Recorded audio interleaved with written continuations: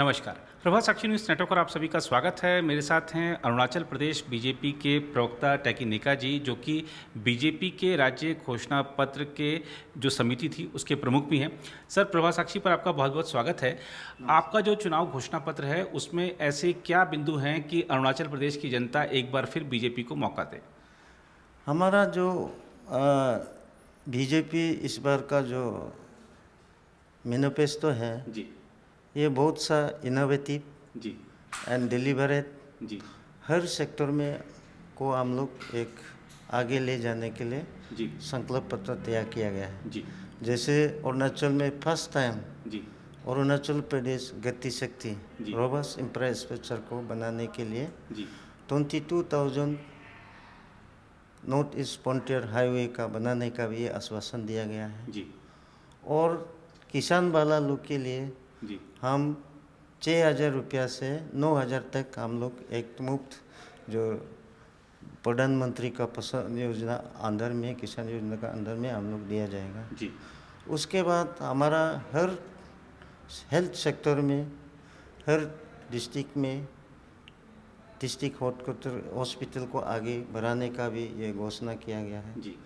और युवा लोग को आगे युवा शक्ति को आगे ले जाने के लिए जी हम लोग आपका 25,000 अनएम्प्लॉयमेंट को भी हम लोग सॉल्व करने के लिए ये घोषणा पत्र दिया गया है। जी और ये सिर्फ नहीं है, एजुकेशन सेक्टर में 1,000 रुपया जी 1,000 करोड़ रुपया जी। एयरमार्क किया गया है कि रोबस्ट इंफ्रास्ट्रक्चर यूनिवर्सिटी हो, स्टेट यूनिवर्सिटी हायर हो, टेक्निकल हो, जी सेकेंडरी प्राइमरी हेल्थ सेंटर हो, जी जो है उसको आगे ले जाएगा। उसके साथ साथ में हम लोग जो नेपाल समय में जी जिस जो पोस्ट इंडिपेंडेंट एंड इंडिपेंडेंट इरा में जी जो स्कूल बना गया उसको गोल्डन जुबली का नाम पर भी उसको लिखा जाएगा नेपाल का। जी। इसी तरह का नया नया जो एक इनोवेटिव वे में हमारा जो घोषणा पत्र तैयार किया गया। जी।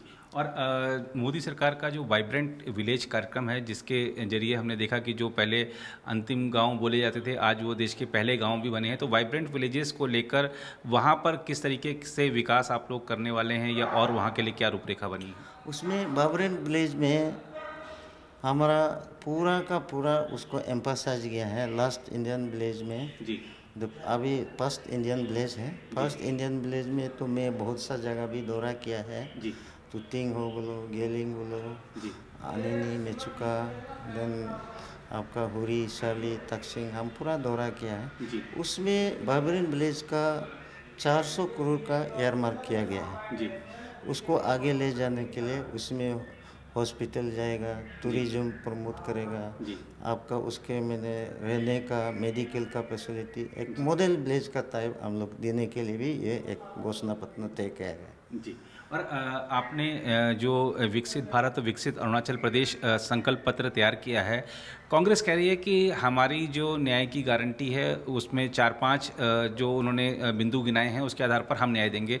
अरुणाचल प्रदेश कांग्रेस ने भी एक प्रेस कॉन्फ्रेंस करके कहा है कि मोदी की गारंटी पर विश्वास मत करिए, हमारी जो न्याय की गारंटी है, गारंटी पत्र है हमारा, उस पर विश्वास करिए। आपको क्या लगता है जनता किसके साथ जाएगी?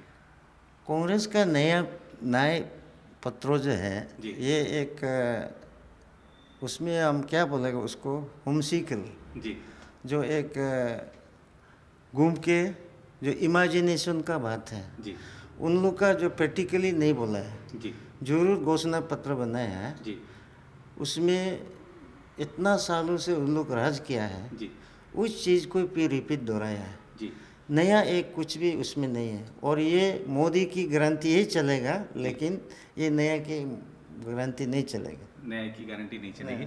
और अगर हम देखें जब अभी सीए के रूल्स आए थे तो पूर्वोत्तर में थोड़ी चिंता महसूस की गई। आपको लगता है कि अरुणाचल में विधानसभा चुनाव में या 2 सीटों पर जो लोकसभा चुनाव हो रहा है उसमें सीए कोई मुद्दा है?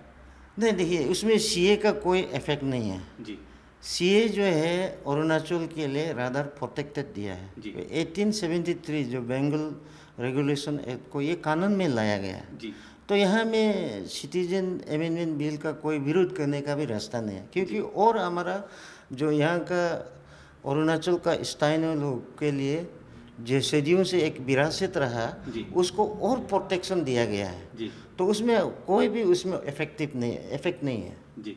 और एक थोड़ा सा आपके संकल्प पत्र से हटके एक प्रश्न है। हमने पिछले 2 दिनों में यहाँ पे काफ़ी कुछ देखा, जाना, समझा। एक चीज़ उभर कर आई कि थोड़ा सा जो एक क्रिश्चियन वर्ग में थोड़ा सा नाराज़गी महसूस की जा रही है कि सीएम पूरी कैबिनेट लेकर अयोध्या क्यों गए थे। आपको लगता है कि वो नाराज़गी दूर कर ली जाएगी या सीएम ने उस समय सही फैसला किया था? देखो, ये एक अरुणाचल पॉलिटिक्स में कांग्रेस ने एक नया पॉलिटिक्स को एक नया परिभाषा दिया है जी।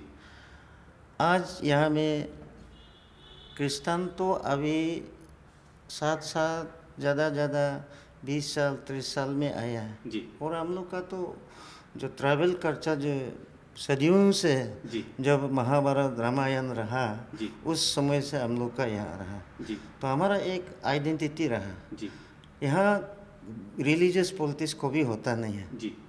और आपका परिवार बात भी तो यहाँ चलता नहीं था, क्लाइंट बेस भी नहीं चलता था जी।